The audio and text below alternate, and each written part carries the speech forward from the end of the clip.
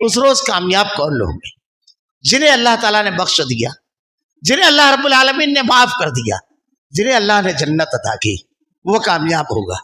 اللہ رب العالمین کا بڑا فضل و کرم، بڑا انعام اور احسان کہ اللہ نے جنت کیسے حاصل کرنا ہے اس کا پورا ضابطہ بتا دیا۔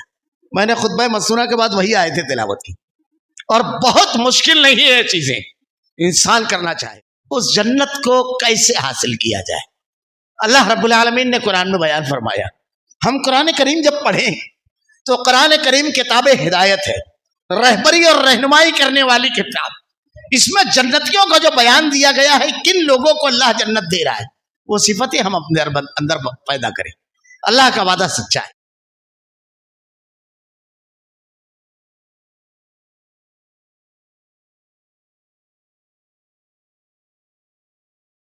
ان الحمد للہ نحمده ونستعینه ونستغفره ونؤمن به ونتوکل علیہ ونعوذ باللہ من شرور انفسنا ومن سیئات اعمالنا من يهده الله فلا مضل له ومن يضلل فلا هادي له واشهد ان لا اله الا الله وحده لا شريك له واشهد ان محمدا عبده ورسوله اما بعد فان خير الحديث كتاب الله وخير الهدي هدي محمد صلى الله عليه وسلم وشر الامور محدثاتها وكل محدثة بدعة وكل بدعة ضلالة وكل ضلالة في النار۔ اعوذ باللہ من الشیطان الرجیم، بسم اللہ الرحمن الرحیم۔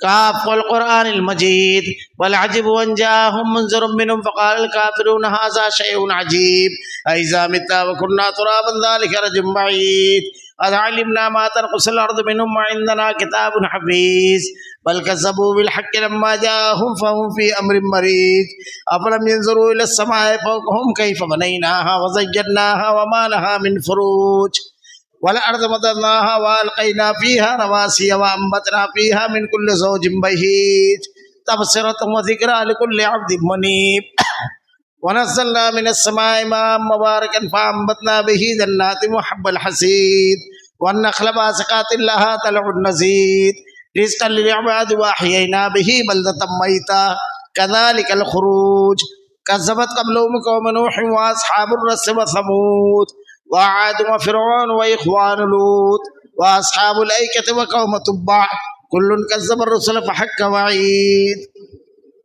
أفعينا بالخلق الأول بل هم في لبس من خلق جديد قال الله تعالى في القرآن المجيد والفرقان الحميد أعوذ بالله السميع العليم من الشيطان الرجيم بسم الله الرحمن الرحيم وسارعوا إلى مغفرة من ربكم وجنة عرضها السماوات والأرض أعدت للمتقين الذين ينفقون في السراء والضراء والكاظمين الغيظ والعافين عن الناس والله يحب المحسنين والذين إذا فعلوا فاحشة أو ظلموا أنفسهم ذكروا الله فاستغفروا لذنوبهم من يغفر الذنوب إلا الله ولم يصروا على ما فعلوا وهم يعلمون اولئک جزاؤہم مغفرۃ من ربہم وجنات تجری من تحتہا الانہار۔ تمام تعریفیں اللہ رب العالمین کے لیے جو تمام جہانوں کا یک و تنہا خالق و مالک ہے، اور بے شمار درود و سلام اللہ کے آخری نبی حضرت محمد صلی اللہ علیہ وسلم پر۔ معزز حاضرین، یہ دنیا دار فانی ہے، اور اللہ رب العالمین نے بڑی وضاحت کے ساتھ بیان فرمایا جب حضرت آدم علیہ السلام کو اس دنیا میں بھیجا، قُلْنَا اهْبِطُوا مِنْهَا جَمِيعًا فَإِمَّا يَأْتِيَنَّكُم مِّنِّي هُدًى فَمَن تَبِعَ هُدَايَ فَلَا خَوْفٌ عَلَيْهِمْ وَلَا هُمْ يَحْزَنُونَ۔ تمہارا ایک مدت تک دونوں کا اس دنیا میں رہنا ہے، یعنی ہمارا اور شیطان کا، دونوں کا اس دنیا میں رہنا ہے، اس لیے کہ اللہ سے اس نے چھوٹ مانگی تھی قیامت تک انسانوں کو گمراہ کرنے اور جنت میں جانے سے روکنے، اللہ کی رضا اور خوشنودی سے روکنے کی۔ اور اللہ نے بھی وعدہ کیا تھا کہ میرے جو بندے جو میری طرف رجوع کریں گے میں انہیں ضرور بضرور کامیابی سے امکنار کروں گا۔ اور اللہ نے اسی کے لیے بیان فرمایا حضرت آدم سے قُلْنَا اهْبِطُوا مِنْهَا جَمِيعًا فَإِمَّا يَأْتِيَنَّكُم مِّنِّي هُدًى فَمَن تَبِعَ هُدَايَ۔ تمہارے لیے ہدایت، رہبری، رہنمائی پہنچتی رہے گی کہ تم کو اس دنیا میں کس طرح کامیاب ہونا ہے اور ہمیشہ ہمیشہ کی زندگی آخرت کیسے کامیابی سے ہمکنار ہونا ہے. یہ تم کو ہدایت میں بھیجتا رہوں گا، اور جو لوگ اس کی ہدایت کی پیروی کریں گے فمن تبع ہدایا فلا خوف علیہم ولا هم یحزنون، نہ ان کو کوئی خوف ہوگا نہ غم. سلف نے اس کی تشریح کی ہے خوف اور غم کی. یہ دو چیزیں ہیں. خوف جو ہے اس کا تعلق ہمیشہ مستقبل سے ہوتا ہے اور غم کا تعلق ماضی سے ہوتا ہے. یعنی غم کسی چیز کو کھونے کا ہوتا ہے اور خوف یہ کھو نہ جائے، یہ چلی نہ جائے، اس کا ہوتا ہے. اللہ نے کہا نہ اس کو کوئی خوف ہوگا نہ غم. دنیا میں بھی خوف اور غم نہیں ہوتا ہے مومن کو، اور آخرت میں بھی کوئی خوف اور غم نہیں ہوگا. دنیا میں کیوں خوف اور غم نہیں ہوتا ہے؟ اس لیے کہ اس کے پاس عقیدہ ہوتا ہے، اس کے بعد اللہ کی توحید ہوتی ہے. بڑے سے بڑا نقصان اگر ہو جاتا ہے، ایک جملہ صحابہ کرام کہتے تھے، وہ اہل ایمان کہتے ہیں، قدر اللہ وما شاء فعل، اللہ نے جو مقدر کر دیا یہ رب العالمین کا فیصلہ ہے. یہ بڑے سے بڑا نقصان اللہ رب العالمین کی مشیت کے بغیر ایک پتا بھی نہیں ہل سکتا. یہ عقیدہ اس کو غم میں مبتلا نہیں کرتا ہے، چیزوں کا خوف نہیں. اللہ کی آزمائش بھی ہو سکتی ہے. اللہ رب العالمین نے کہا وَلَنَبْلُوَنَّكُم بِشَيْءٍ مِّنَ الْخَوْفِ وَالْجُوعِ وَنَقْصٍ مِّنَ الْأَمْوَالِ وَالْأَنفُسِ وَالثَّمَرَاتِ وَبَشِّرِ الصَّابِرِينَ الَّذِينَ إِذَا أَصَابَتْهُم مُّصِیبَةٌ، اگر ان کے اوپر کوئی مصیبت پہنچتی ہے تو کیا کہتے ہیں؟ قَالُوا إِنَّا لِلَّهِ وَإِنَّا إِلَيْهِ راجعون، ہم اللہ ہی کی ملکیت اور اللہ ہی کی طرف لوٹ کر جانے والے ہیں. اہل ایمان جو ہوتے ہیں بڑے مضبوط عقیدے کے ہوتے ہیں. بڑی سے بڑی چیز، بڑے سے بڑا حادثہ ان کے قدموں کو ڈگمگاتا نہیں ہے. یہ عقیدہ ہے، یہ توحید ہے. دوسری چیز خوف، کسی چیز کا جانے کا خوف نہیں ہوتا ہے. اس کی حفاظت کرنے والی ذات اللہ کی ہے تو اس کا خوف نہیں ہوتا ہے. چیزوں کا اللہ تعالیٰ دل سے نکال دیتا ہے. یہ ہم جو واقعات پڑھتے ہیں، حضرت ابراہیم علیہ السلام، آگ جل رہی ہے، بادشاہ پورے لشکر کے ساتھ، خاندان کا ایک آدمی ساتھ میں نہیں، لیکن کوئی خوف نہیں، بڑا پرسکون. اور ایسا جملہ کہ اہل ایمان اسے ہمیشہ مشکلات میں جب ادا کرتے ہیں تو ان کے اعتماد میں مضبوطی آ جاتی ہے. حسبنا اللہ ونعم الوکیل، ساری قوتوں اور طاقت کا مالک رب العالمین میرے لیے کافی ہے. اس کے بعد ساری قوت اور طاقت ہے. یہ اللہ رب العالمین نے اہل ایمان کے لیے کہا. قیامت کے روز جب جائیں گے تو جو گنہگار اور مجرم ہوں گے، جو کفار و مشرکین ہوں گے، ان کو غم ہوگا. غم کس چیز کا؟ دنیا کی پوری زندگی ہم نے دولت، عزت، شہرت، ڈگری، مال، سب چیز کو کمانے میں لگا دی، لیکن یہاں کام آنے والا کوئی سرمایہ ہمارے پاس نہیں. اس کا مطلب ہماری پوری قد و کاوش، پوری محنت بے معنی، لا حاصل، کچھ بھی اس کا حاصل نہیں، کچھ بھی اس کا بدل نہیں. اللہ نے قرآن میں بیان فرمایا کہ روز محشر کافر سے کہا جائے گا کہ اگر تجھ کو وادی بھر کے سونا دیا جائے اور اس کے بدلے میں تجھ کو کہا جائے کہ چھوٹ حاصل کر، تو کیا کرے گا؟ کہے گا پورا دے دوں گا. اللہ کہے گا تو اپنے قول میں جھوٹا ہے، میں نے تو اس سے بہت کم کا مطالبہ کیا تھا. کافر جب قیامت کے روز کھڑا ہوگا تو اس کو غم ہوگا، خوف. جہنم کے ہولناک عذاب کو جب وہ دیکھے گا تو اس کا خوف اس کے اندر ہوگا، لیکن اہل ایمان کے اندر یہ نہیں ہوگا. وہ تو قیامت کے روز جب کھڑے ہوں گے تو بڑی خوشی خوشی ہاتھوں میں نامہ اعمال لے کر لوگوں کو بتائیں گے، دیکھو مجھ کو یقین تھا کہ اللہ کی جناب میں کھڑا ہونا ہے، حساب دینا ہے، اللہ کے سامنے میرے اعمال پیش ہوں گے. بڑی ہنسی ہنسی.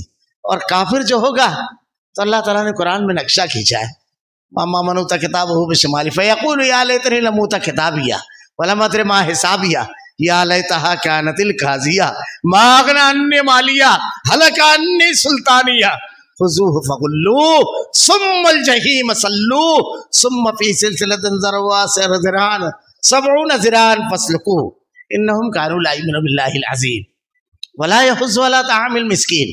وہ کہے گا ہائے میرا مال، ہائے میری سب اولاد، ہائے میری سلطنت، کچھ بھی کام نہیں آیا، کچھ بھی نہیں.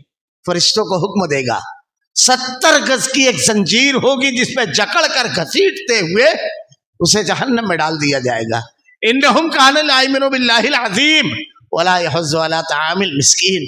اس عظیم دن کا جو حساب لیا جائے گا تو انکار کرتا تھا اپنے کردار سے، اپنے عمل سے، اپنے قول سے. کبھی اس کا خیال ہی زندگی میں نہیں لایا، کبھی نہیں. کبھی مسکینوں کو کھانا نہیں کھلایا، کبھی اللہ کے احکامات کی فرما برداری نہیں کی. یہ خوف اس کو، پوری آیتیں اگر آپ تلاوت کرتے جائیے کیسا خوف ہوگا. وہ رشتے ناطے توڑ دے گا آدمی، تعلقات توڑ دے گا، ایک دوسرے کو پہچانے گا نہیں. صرف ایک حدیث اگر آدمی پڑھ جائے قیامت کے روز کی، ایک روایت کہ اللہ کے نبی صلی اللہ علیہ وسلم نے ارشاد فرمایا، عائشہ روز محشر ہر شخص برہنہ اللہ کی جناب میں اٹھایا جائے گا. اللہ کے رسول صلی اللہ علیہ وسلم سے حضرت عائشہ نے دریافت کیا، اللہ کے رسول کیا ایک دوسرے کی طرف دیکھیں گے نہیں؟ ایک عفت نشی پاک دامن خاتون جو پہلا سوال کر سکتی ہے وہی حضرت عائشہ نے کیا. اللہ کے نبی نے ارشاد فرمایا، عائشہ وہ اتنا ہولناک دن ہوگا کہ آدمی اپنے بدن سے بیگانہ ہوگا. اللہ نے قرآن میں اس کا نقشہ کھینچا ہے، وَلَقَدْ جِئْتُمُونَا فُرَادَىٰ كَمَا خَلَقْنَاكُمْ أَوَّلَ مَرَّةٍ وَتَرَكْتُم مَّا خَوَّلْنَاكُمْ وَمَا نَرَىٰ مَعَكُمْ شُفَعَاءَكُمُ الَّذِينَ زَعَمْتُمْ أَنَّكُمْ فِيكُمْ شُرَكَاء. آج تم ایسے ہی آ گئے جیسے پہلی مرتبہ ہم نے تم کو بھیجا تھا، بالکل کسی بھی چیز کو نہیں ساتھ تھا، صرف بے لباس ایسے ہی آ کر کھڑے ہو گئے. یہ قیامت ہے. یہ اس روز ناکامی ہوگی اور کامیابی. اللہ تعالیٰ روز محشر کہے گا، وَامْتَازُوا الْيَوْمَ أَيُّهَا الْمُجْرِمُونَ، مجرموں الگ ہو جاؤ. تمہارا معاملہ یہ ہے کہ تم اس لائق نہیں کہ تم اہل ایمان اور نیک کار لوگوں کے ساتھ کھڑے رہو. الگ الگ کر دیا جائے گا. اس روز کامیاب کون لوگ ہیں؟ جنہیں اللہ تعالیٰ نے بخش دیا، جنہیں اللہ رب العالمین نے معاف کر دیا، جنہیں اللہ نے جنت عطا کی، وہ کامیاب ہوگا. اللہ رب العالمین کا بڑا فضل و کرم، بڑا انعام اور احسان کہ اللہ نے جنت کیسے حاصل کرنا ہے اس کا پورا ضابطہ بتا دیا. میں نے خطبہ مسنونہ کے بعد وہی آیتیں تلاوت کی، اور بہت مشکل نہیں ہے چیزیں انسان کرنا چاہے. پہلی چیز جنت کیا ہے، یہ ایک مستقل عنوان ہے. جنت اللہ کی نعمتوں میں سے ایسی نعمت ہے کہ حدیث میں آتا ہے کہ اللہ کے نبی صلی اللہ علیہ وسلم نے ارشاد فرمایا کہ ایک بندہ لایا جائے گا روز محشر، پیدا ہوا ہوگا جب سے موت تک صرف تکلیف دیکھا ہوگا، رنج، غم، مصیبت، پریشانی، بے عزتی، ظلم، بیماری سب اس کے ساتھ رہا ہوگا، کوئی راحت نہیں. فرشتوں کو اللہ حکم دے گا اسے جنت میں داخل کر کے نکالنا. فرشتے صرف اسے جنت میں داخل کریں گے اور باہر لائیں گے. اس سے پوچھیں گے، بتا تو نے دنیا میں کبھی رنج، غم، تکلیف، مصیبت، پریشانی دیکھی؟ وہ کہے گا یہ کن چیزوں کا نام ہے؟ اللہ اکبر، یہ ہے اللہ کی جنت. صرف ایک مرتبہ ڈال کر نکالا جائے گا. وہ پوچھے گا یہ کس کو کہتے ہیں؟ میں نے کبھی نہیں دیکھا ان تمام چیزوں کو. یہ ہے اللہ کی جنت.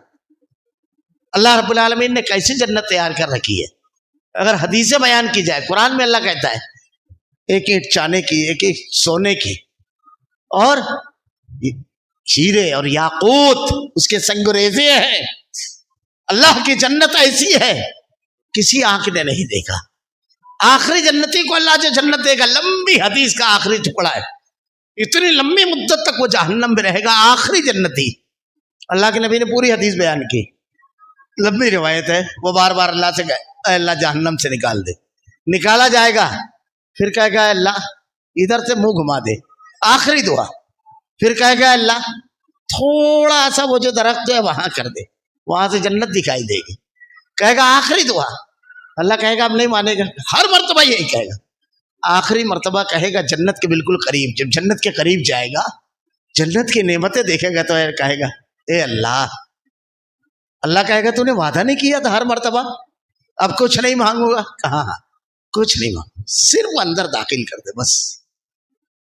اللہ کے نبی صلی اللہ علیہ وسلم نے ارشاد فرمایا گویا میں اسے دیکھ رہا ہوں وہ اپنے کولے ہلاتا ہوا تیزی کے ساتھ جنت کی طرف بڑھ رہا ہے، اور آپ اتنی تیز مسکرائے کہ آپ کی داڑھیں مبارک نظر آئی.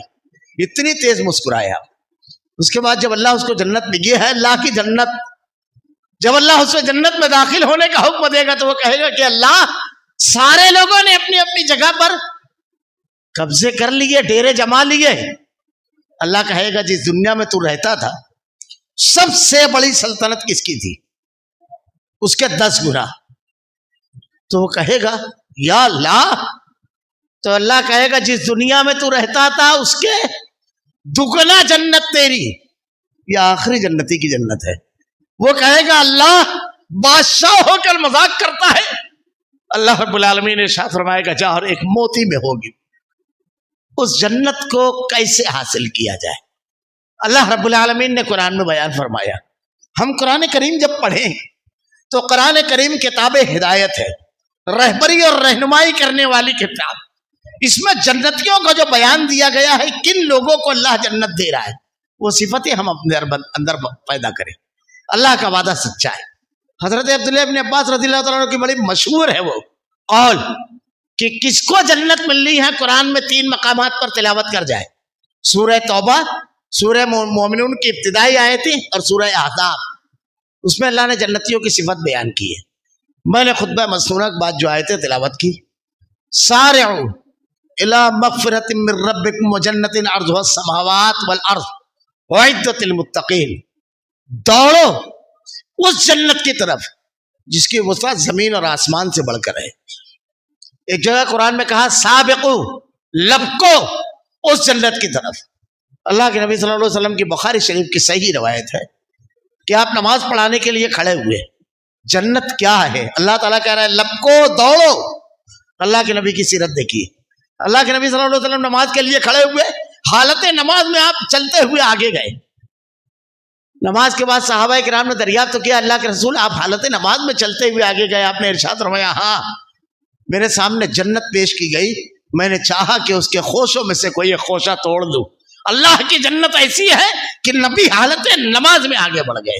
اللہ تعالیٰ کہتا ہے لپکو، دوڑو اس جنت کی طرف جس کی وسعت زمین اور آسمان سے بڑھ کر کے. وہ کس کے لیے ہے؟ وہ صفتیں اللہ نے بیان کی. الذین ينفقون فی السراء والضراء والکاظمین الغیظ والعافین عن الناس واللہ یحب المحسنین والذین اذا فعلوا فاحشۃ او ظلموا انفسهم ذکروا اللہ. وہ لوگ جو تنگی اور آسانی میں خرچ کرتے ہیں. الذین ينفقون فی السراء والضراء والکاظمین الغیظ، جو غصے کو پی جاتے ہیں، والعافین عن الناس، اور لوگوں کو معاف کر دیتے ہیں. واللہ یحب المحسنین، اللہ محبت کرتا ہے احسان کرنے والوں سے. والذین اذا فعلوا فاحشہ، اور اگر ان سے کوئی فاحش کام ہو جاتا ہے تو فوراً اللہ کا ذکر اور توبہ اور استغفار کرتے ہیں. یہ صفتیں اللہ نے بیان کی. پہلی صفت کیا بیان کی؟ الذین ينفقون فی السراء والضراء، جو تنگی اور آسانی میں اللہ کے راستے میں خرچ کرتے ہیں، مال کو خرچ کرتے ہیں. مال آدمی کو بڑا محبوب ہوتا ہے. اللہ نے اسی کا بیان کیا. اللہ کی رضا اور خوشنودی کے لیے مال کو خرچ کرنا، اللہ کی دین کے لیے، کسی بھوکے کے لیے، کسی ضرورت مند کو، کسی مقام پر جتنے مقامات دیے گئے ہیں ضرورت کی، ہر جگہ اللہ کے راستے میں خرچ کرنا. کس حالت میں؟ تنگی میں. ایک آدمی جب تنگ ہوتا ہے تو ہر چیز کا خرچ سمیٹ لیتا ہے. اور ہوتا یہ ہے کبھی کبھی اگر عقیدہ اور منہج کمزور ہو تو سب سے پہلے دینیات والا خرچ سمیٹتا ہے. اللہ کے راستے میں جو خرچ کرنے والا ہے اس کو سمیٹتا ہے. یہ نہیں ہونا چاہیے. جو تنگی اور آسانی میں، ذرا سا غور کیجئے، اللہ کے راستے میں خرچ کرنا. اگر میں اس پہلو پر صرف گفتگو کہوں کہ اس کے کیا کیا فوائد ہیں، اللہ کے نبی صلی اللہ علیہ وسلم نے ارشاد فرمایا مومن کے جب قبر میں عذاب سامنے سے آئے گا تو اللہ کے راستے میں دیا ہوا خرچ، صدقہ اس کو روکے گا. صدقہ اللہ کے غضب کو ٹھنڈا کرتا ہے. صدقہ کیسی چیز ہے؟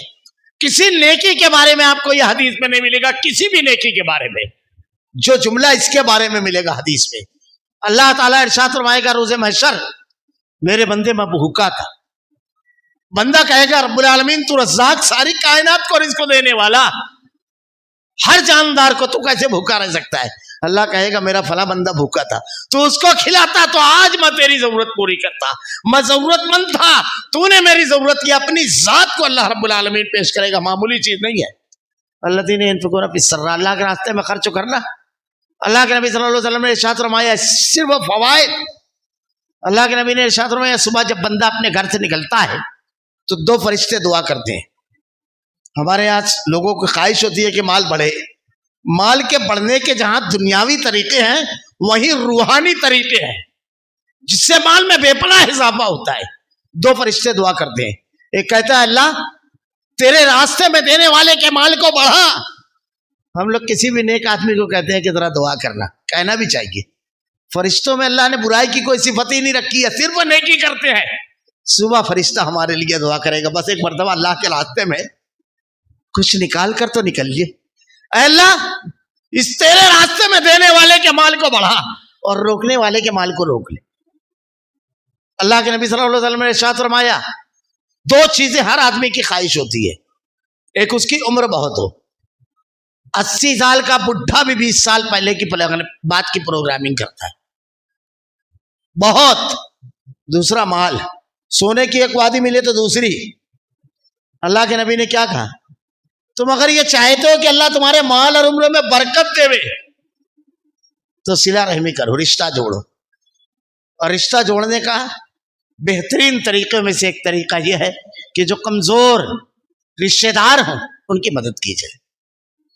اللہ تعالیٰ ارشاد فرماتا ہے مثل الذین ينفقون اموالهم فی سبیل اللہ کمثل حبۃ انبتت 7 سنابل فی کل سنبلۃ 100 حبہ، 700 گنا تک اللہ مال کو بڑھا دیتا ہے۔ اللہ کے راستے میں خرچ کرنا، یہ تو اس کے فوائد۔ تنگی اور آسانی ہر وقت ہو۔ تنگی جب آدمی کی آتی ہے تو جو ضروری چیزیں ہیں اس کو کبھی نہیں چھوڑتا ہے۔ کھانا بہرحال آدمی کھائے گا، چائے پینے والا چائے پیے گا۔ ابھی تو آج کا موبائل کا دور ہے، 2 کارڈ رکھتا ہے آدمی، اس کے بغیر چلتا ہی نہیں ہے آدمی کو۔ یہ تو ایسا شیطان ہے کہ اگر آدمی گھر میں چھوڑ کر نکلا تو ایسا لگتا ہے آدھا آدمی نکلا ہے، پورا نکلا ہی نہیں۔ ریچارج کسی اور سے نہیں، ہم اپنے آپ سے پوچھیں۔ روزانہ کے اخراجات ہیں، ماہانہ اخراجات ہیں، ہفتہ واری اخراجات ہیں، سالانہ اخراجات ہیں، لیکن ہماری اپنی آخرت کے اخراجات ہمارے پاس کیا ہیں؟ ہمارے اپنے بجٹ میں کسی اور سے نہ سوال کریں، اپنے آپ سے پوچھیں کہ اللہ کے راستے میں خرچ کرنے کا ہمارا کتنا حصہ ہے؟ ہم اپنی آخرت کے لیے کتنے فکر مند ہیں؟ جب وہاں نہ ہم کو غمگین ہو گئے نہ خوفزدہ، یہاں تو ہم اپنی خوشیاں سمیٹ لے رہے ہیں، خواہشات کو پورا کر لے رہے ہیں، لیکن آخرت الذین ينفقون فی السراء والضراء، تنگی اور آسانی میں ہر وقت جتنی طاقت ہو کم سے کم، لیکن اللہ کے راستے میں خرچ کرنا۔ ہم صحابہ کے واقعات پڑھتے ہیں۔ اللہ کے نبی صلی اللہ علیہ وسلم نے ارشاد فرمایا تبوک کے موقع پر مال چاہیے، ایک صحابی گھر گئے، کچھ نہیں تھا، رونے لگے۔ ایک یہودی کے پاس گئے، رات بھر اس کے کھیت میں پانی ڈالا، کچھ کھجوریں اس نے بطور اجرت دی، گھر لے کر کے وہ کھجوریں آئے، آدھی کھجوری اپنے بیوی اور بچے جو بھوکے تھے ان کے سامنے رکھا، اور آدھی اللہ کے نبی کی جناب میں لا کر پیش کیے۔ اللہ کے رسول صلی اللہ علیہ وسلم نے پورے مال پر اس کو پھیلا دیا، کہا اللہ اس کے مال میں برکت دے رب العالمین۔ الذین ينفقون فی السراء، تنگی اور آسانی میں اللہ کے راستے میں خرچ کرنا۔ حضرت ام سلیم اور طلحہ کا واقعہ مشہور ہے۔ 2 مہمانوں کو لایا، چراغ بجھا دیا، خود نہیں کھایا، بچوں کو نہیں کھلایا، بھوکا سلا دیا، لیکن ان لوگوں کا پیٹ بھرا۔ اللہ نے قرآن میں تذکرہ کیا، اللہ کے نبی صلی اللہ علیہ وسلم کو بذریعہ وحی بتایا کہ اللہ کے اس بندے نے خود بھوکے رہ کر کے دوسروں کو کھلایا۔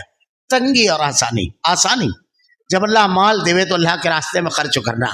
کیسے اللہ کے راستے میں صحابہ کرام نے خرچ کیا؟ یہی تبوک کے موقع پر اللہ کے نبی کہا لوگوں اللہ کے لیے مال دو، اللہ تمہیں جنت دے گا۔ واقعات پڑھیے، حضرت ابوبکر صدیق رضی اللہ تعالیٰ نے پورا مال اٹھا کر لے آئے۔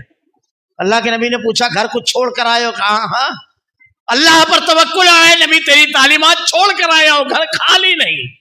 حضرت عمر فاروق رضی اللہ تعالیٰ نے آدھا مال، حضرت طلحہ 1300 ٹن کھجورے، ڈھیر نظر آتا تھا کھجوروں کا۔ حضرت عثمان ذوالنورین 800 اونٹ، 200 گھوڑے، 6.25 کلو سونا حضرت عثمان ذوالنورین، اور اتنا ہی حضرت عبد الرحمن بن عوف رضی اللہ تعالیٰ عنہ نے دیا. پڑھیے حضرت عباس جب مال لے کر کے آ رہے ہیں تو روایتوں میں آتا ہے بہت اونچے پورے بلند بالا قد کے تھے وہ.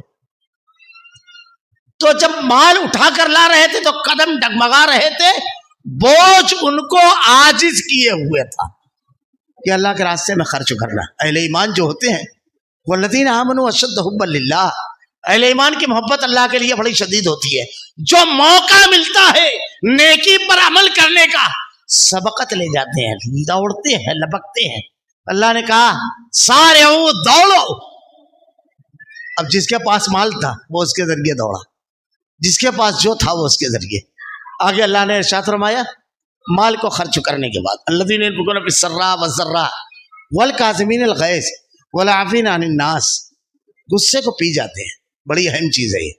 غصہ ایک ایسی چیز ہے جو آدمی کو بڑا محبوب ہوتا ہے، چھوڑتا ہی نہیں ہے وہ. آپ سمجھاتے جاؤ بڑھاتے چلا جاتا ہے. اس کو پی جانا اور اس کے بعد معاف کرنا، لوگوں کو درگزر کرنا، یہ بڑی اہم چیز ہے. معافی. اللہ تعالی روز محشر واقعات پڑھیے، تو نے میرے بندوں کے ساتھ درگزر کیا، معاف کیا، میں تجھ کو معاف کرتا ہوں. بڑی مشہور حدیث ہے. حضرت ابوبکر صدیق رضی اللہ تعالیٰ عنہ یہ جنت میں لے جانے کے سامان ہے. ابوبکر صدیق رضی اللہ تعالیٰ عنہ آپ کی بیٹی حضرت عائشہ، ان کے اوپر الزام لگا جھوٹا. قرآن میں آیتیں نازل فرمائی گئی. اس میں ایک صحابی تھے حضرت مستح، یہ بھی الزام لگانے والوں میں تھے. یہ کون تھے؟ ابوبکر صدیق رضی اللہ تعالیٰ عنہ نے ان کو پال پوس کر جوان کیا، شادی کی، اور ہر مہینہ ان کے گھر پیسہ بھیجتے تھے. جب ان کو معلوم پڑا کہ میری بچی پر الزام لگانے والوں میں مستح بھی ہے، صرف ایک جملہ کہا، یہ کہا کہ اب میں مستح کو جو بھیجتا تو وہ نہیں بھیجوں گا، روک لوں گا، بس کوئی جوابی کارروائی نہیں. اللہ نے قرآن میں آیت نازل فرمائی وَلَا يَأْتَلِ أُولُو الْفَضْلِ مِنْكُمْ وَالسَّعَةِ.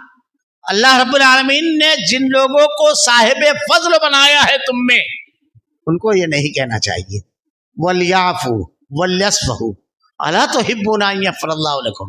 کیا تم یہ نہیں چاہتے کہ اللہ تم کو معاف کر دے؟ حضرت ابوبکر صدیق رضی اللہ تعالیٰ عنہ کو جیسے ہی آیت سنی رونے لگے اور اٹھ کر کے کہتے ہیں مستح کو جو آج تک کے میری طرف سے ملتا تھا وہ جاری رہے گا، اب رکے گا نہیں. کتنے واقعات. معاف کرنا، درگزر. اللہ کے نبی صلی اللہ علیہ وسلم کی پوری سیرت ہم پڑھ جائیے، پوری سیرت. اللہ کے نبی صلی اللہ علیہ وسلم نے اپنی ذات کے لیے کبھی کسی سے انتقام نہیں لکھی. بے شمار واقعات ہیں. ہجرت آپ نے اس حالت میں کی کہ بدن کے کپڑوں پر نکلے تھے. قتل کے لیے مشرکین مکہ تلواریں لے کر بیٹھے تھے، لیکن جب مکہ فتح ہوا یہ تمام مجرم کھڑے تھے اللہ کے نبی صلی اللہ علیہ وسلم کے سامنے. آپ کے پاس اختیار تھا. آپ نے ارشاد فرمایا لا تثریب علیکم اليوم انتم الطلقاء، کوئی آج کے بعد گرفت نہیں. وحشی بن حرب کا واقعہ پڑھیے. آپ کے چچا کا قاتل شہید کیا آپ کے چچا کو. فجر کی نماز میں آئے، اندھیرا، بلند آواز سے کلمہ پڑھا. اللہ کے نبی صلی اللہ علیہ وسلم نے قریب بلایا، کہا تم کون ہو؟ وحشی. کہا ہاں. کہا بتاؤ تم نے میرے چچا کو کس طرح مارا، کس طرح شہید کیا تھا؟ وحشی بن حرب نے پورا واقعہ بتایا. اللہ کے نبی صلی اللہ علیہ وسلم رو رہے ہیں. اللہ کے نبی صلی اللہ علیہ وسلم رو رہے ہیں اور اس کے بعد ایک جملہ کہتے ہیں کہ وحشی تمہارا ایمان قبول ہے، لیکن تم میرے سامنے مت آنا، مجھ کو اپنے چچا کی یاد آ جاتی ہے. آپ نے معاف کر دیا. آپ کی بیٹی کا قاتل ہجرت کے لیے نکلی، نیزہ مارا، آپ گری، اسی زخم میں، اسی مرض میں آپ کی وفات ہوئی. اللہ کے نبی صلی اللہ علیہ وسلم کے سامنے آ کر ایمان قبول کیا، آپ نے معاف کیا. یہ معمولی چیز نہیں ہے. والعافین عن الناس ہمارے یہاں منتقم مزاجی اس قدر لوگوں میں ہو گئی ہے کہ حضرت حذیفہ رضی اللہ تعالیٰ عنہ، یہ اہل ایمان کی صفت ہے رحماء بینہم، یہ سامان جنت ہے. درگزر اور معافی یہ جنت کا سامان ہے. اور اختیار کے بعد اختیار نہ ہو اور آدمی کچھ نہ کر سکے تو وہ تو مجبوری ہے اس کی. آدمی کے سامنے یہ ہوتا ہے کہ مجھ کو جنت اللہ دے گا. حضرت حذیفہ اس واقعے کو تو جب آدمی پڑھتا ہے تو روح تک کانپ جاتی ہے. اللہ کیسے لوگ تھے وہ, کیسے معاف کرنے والے تھے. حضرت حذیفہ رضی اللہ تعالیٰ عنہ کے والد حضرت یمان, غزوہ احد میں جب اللہ کے نبی کی شہادت کی خبر ہوئی تو مدینہ میں جو لوگ تھے وہ سب میدان جنگ کی طرف لپکے. اپنے آپ کو ذرا سے اس واقعے کو سنتے وقت اس جگہ رکھیے, کانپ جاتا ہے آدمی. میدان جنگ کی طرف حضرت یمان حضرت حذیفہ کے والد بھی آئے. جب یہ میدان جنگ میں داخل ہوئے تو چونکہ اس وقت وردیاں تو تھی نہیں, سب ایک لباس میں رہتے تھے شہری. مسلمانوں نے سمجھا کہ یہ سامنے کے لشکر ان کی طرف لپکے, سامنے کے لشکر کے سپاہی ہیں. حضرت حذیفہ رضی اللہ تعالیٰ عنہ کی نظر بڑھ گئی کہ میرے والد کی طرف مسلمان تلواریں لے کر لپک رہے ہیں, غلط فہمی ہو رہی ہے. آپ نے بڑے بلند آواز میں کیسے کہا ہوگا اپنے باپ کے لیے, تصور کیجئے ایک بیٹا کیسے بول سکتا ہے لوگوں یہ میرے والد یمان ہیں, یہ مومن ہیں. لیکن حضرت حذیفہ کی آواز سے پہلے تلواریں پہنچ چکی تھی اور حضرت یمان کو شہید کر دیا. یہ ہے والعافین عن الناس. کیا کہا تھا حضرت حذیفہ نے؟ اپنے آپ کو رکھے آدمی, کوئی توجیہ قبول نہیں کرے گا. لیکن حضرت حذیفہ رضی اللہ تعالیٰ عنہ کہتے ہیں اللہ تم پر رحم فرمائے, یہ تو میرے والد یمان تھے, یہ مسلمان تھے. والعافین عن الناس, جو لوگوں کو معاف کر دیتے ہیں وہ ہے جنتی. وہ پڑھتے جائیے واقعات. یہ قرآن و حدیث ہمیں بدل دینے کے لیے ہے. صحابہ کرام ان اوراق پر سے تلاوت کرتے تھے تو اس کو اپنے کردار میں ڈالتے تھے. ہم قرآن کی تلاوت کرتے ہیں تو کتنا کرتے ہیں, یہ اسی کے لیے ہے. حضرت ابو بکر اور عمر رضی اللہ تعالیٰ عنہ, ایک معاملے میں دونوں میں بحث ہو گئی. حضرت ابو بکر صدیق رضی اللہ تعالیٰ عنہ نے بہت سخت جملہ کہہ دیا حضرت عمر رضی اللہ تعالیٰ عنہ کو. حضرت عمر کو خراب لگا. ابو بکر صدیق کو احساس ہو گیا کہ یہ جملہ مجھ کو نہیں کہنا چاہیے. وہ معافی مانگنے لگے کہ عمر رضی اللہ تعالیٰ عنہ معاف کر دو, مجھ سے بڑا سخت جملہ نکل گیا. حضرت عمر رضی اللہ تعالیٰ عنہ نے کہا کہ مجھ کو بہت تکلیف پہنچی ہے, ابھی مجھ کو تنہا چھوڑ دو. میں بھی کوئی بات نہیں کرنا چاہتا, بات آگے نہیں بڑھا رہے ہیں. یہ دونوں بات کرتے ہوئے چل رہے ہیں. حضرت عمر رضی اللہ تعالیٰ عنہ گھر کے پاس پہنچ گئے. آپ نے یہی کہا ابو بکر صدیق سے کہ مجھ کو تنہا چھوڑ دو, اور گھر میں داخل ہو گئے. یہ اہل ایمان کی صفات. ابو بکر صدیق رضی اللہ تعالیٰ عنہ انتہائی رنجیدہ, غمزدہ مسجد نبوی کی طرف بڑھے. مسجد نبوی میں پہنچے. اب یہ راستے میں سوچ رہے ہیں کہ میں نے بڑا سخت جملہ اپنے بھائی کو کہا, اتنا دل دکھا دیا اپنے بھائی کا کہ اس کو مجھ سے الگ ہو کر تنہائی میں جانا پڑا. ہم رہتے تو کیا معافی مانگا نا, سب توجہ نہیں. اہل ایمان کیسے ہوتے ہیں. ادھر حضرت عمر رضی اللہ تعالیٰ عنہ کہتے ہیں کہ میرے بھائی کی زبان سے ایک جملہ سخت تو نکل گیا, اس کے بعد وہ مجھ سے بار بار معافی مانگ رہا ہے اور میں نے اس کا دل توڑ دیا, اس کا دل دکھا دیا, اپنے گھر داخل ہو گئے. میں نے تو اپنے بھائی کو تکلیف پہنچائی. یہ اہل ایمان, یہ صفت ہے. والعافین عن الناس. حضرت عمر رضی اللہ تعالیٰ عنہ ادھر یہ سوچ رہے. ابو بکر صدیق رضی اللہ تعالیٰ عنہ مسجد میں داخل ہوئے. اللہ کے رسول صلی اللہ علیہ وسلم بیٹھے ہوئے. اللہ کے نبی صلی اللہ علیہ وسلم نے چہرہ دیکھا. انسانی چہرے سب سے دلچسپ کتاب زندگی کے ہوتے ہیں. کسی سے گفتگو کرنے سے پہلے اس کا چہرہ ضرور دیکھیے. وہ کوئی ٹینشن میں ہو تو مذاق مت کیجیے, چہرہ دیکھیے. ابو بکر صدیق کا چہرہ دیکھا, کہا ابو بکر کیا بات, ادھر آؤ. کیوں؟ اسلام کے لیے اتنی قربانیاں دی تھی کہ اللہ کے نبی نے کہا تھا عائشہ ساروں کے قرض اتار دیا لیکن تیرے بابا کا قرض نہیں اتار سکا, اتنی قربانیاں تھی. کہا ادھر آؤ ابو بکر, کیا معاملہ ہے؟ کیوں؟ چہرہ اتنا رنجیدہ ہے. دیکھیے انداز گفتگو دیکھیے.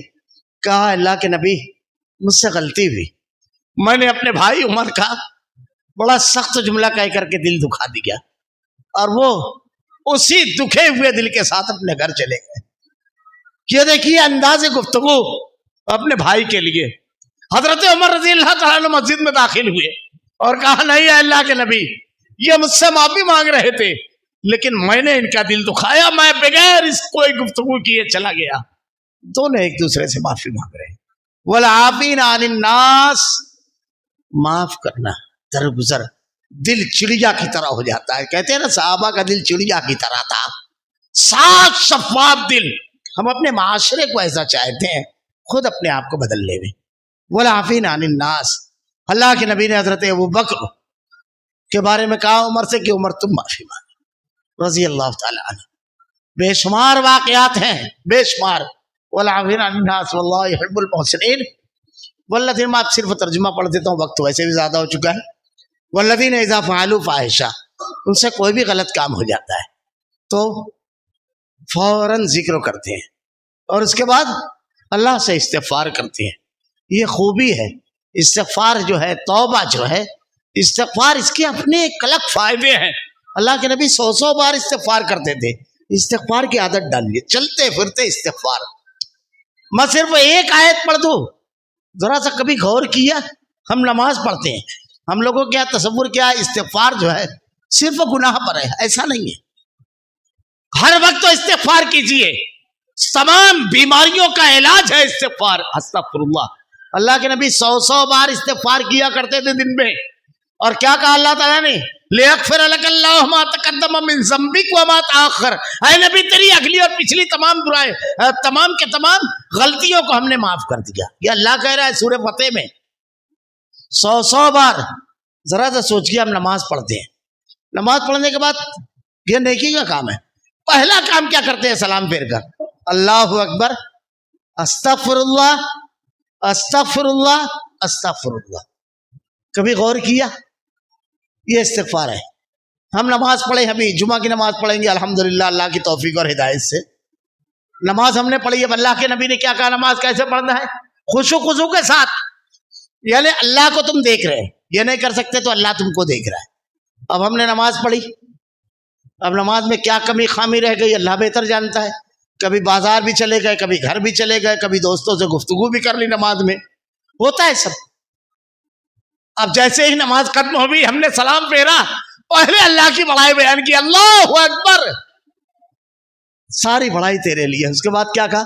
استغفر اللہ، استغفر اللہ، استغفر اللہ. اے اللہ، یہ جو تو نماز ہے تو نے فرض کی، تیری توفیق اور ہدایت سے پڑھی، اس میں جو بھی کمی رہ گئی رب العالمین اب یہ ٹوٹی پھوٹی قبول کر. استغفر اللہ، معاف کرنا رب العالمین جو بھی غلطی ہو گئی ہوگی.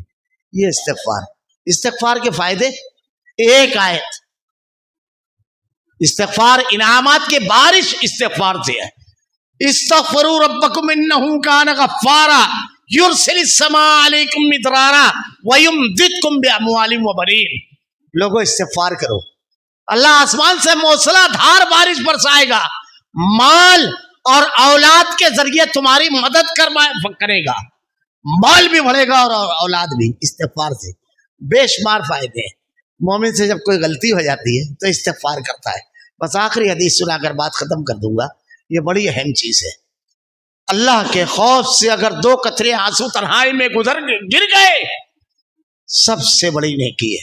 اللہ کے نبی نے ارشاد فرمایا کہ اللہ کے کسی بندے سے کوئی غلطی، کوئی گناہ ہوتا ہے، گناہ ہونے کے بعد اس کو احساس ہوتا ہے، وہ اپنے ہاتھوں کو اللہ کے جنان میں اٹھاتا ہے، روتا ہے، گڑ گڑاتا ہے، بلبلاتا ہے، اپنے گناہوں کی معافی طلب کرتا ہے. اللہ کہتا ہے میرے بندے نے غلطی کی، گناہ کی، اس نے یہ جانا کہ اس کا ایک رب ہے معاف کرنے والا. فرشتوں، میں نے اپنے بندوں کو معاف کر دیا، بخش دیا. خالی ہاتھوں کو نہیں لوٹاتا ہے. یہ جنتیوں کی صفت ہے. اللہ رب العالمین سے دعا ہے کہ رب العالمین جو صفتیں تو نے جنتیوں کو بیان کی ہے، رب العالمین وہ صفتیں ہمیں اپنے اندر پیدا کرنے کی توفیق دے. اللہ ہدایت دینے والا تو، نیکیوں کی توفیق دینے والا تو ہے رب العالمین. ہمیں ہدایت دے، نیکیوں کی توفیق دے. اللہ ہم بڑے کمزور بندے ہیں، ہم میں اور گناہوں میں دوری پیدا فرما دے رب العالمین. الہ العالمین نیکیوں سے محبت پیدا فرما، ہمارا خاتمہ ایمان پر فرما. تیرے کلام کی آیتیں اور تیرے نبی کی احادیث کو ہمارا کردار و عمل بنا دے. ربنا لا تزغ قلوبنا بعد إذ هديتنا وهب لنا من لدنك رحمة إنك أنت الوهاب. بارك الله لنا ولكم في القرآن المجيد ونفعنا وإياكم بالآيات والذكر الحكيم إنه تعالى جواد كريم ملك رؤوف رحيم. الحمد لله نحمده ونستعينه ونستغفره ونؤمن به ونتوكل عليه ونعوذ بالله من شرور أنفسنا ومن سيئات أعمالنا من يهده الله فلا مضل له ومن يضلل فلا هادي له وأشهد أن لا إله إلا الله وحده لا شريك له وأشهد أن محمدا عبده ورسوله أما بعد أعوذ بالله من الشيطان الرجيم بسم الله الرحمن الرحيم إن الله يأمر بالعدل والإحسان وإيتاء ذي القربى وينهى عن الفحشاء والمنكر والبغي يعظكم لعلكم تذكرون اذكروا الله يذكركم وادعوه يستجب لكم ولذكر الله تعالى على أجل وأتم وأكبر.